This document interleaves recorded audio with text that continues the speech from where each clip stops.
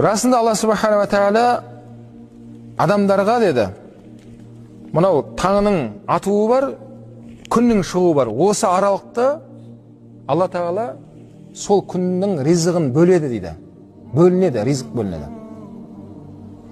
Басқаңды доляңды аласың сол жерде. Бұл қандай уақытта? Таң атуы бар. Таң атқанда барып, таң намаз уақыт кіреді, білесіздер. Таң ату мен тулуға шамс деп атқан күннің шығуының арасындағы уақыт. Осы аралықта ризықтарың бөлінеді дейді. Бүгінгі күніңнің ризығы қалай болады саған? Доляңды алып қал деп жатыр да Расулаллах салам. Сөзде жатып ұйықтап жатқан болсаң, онда бүгінгі баракатынан махрум қаласың сен.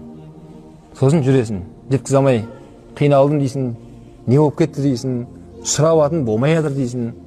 Аллаға мен не жаздым деп қоясың арасында.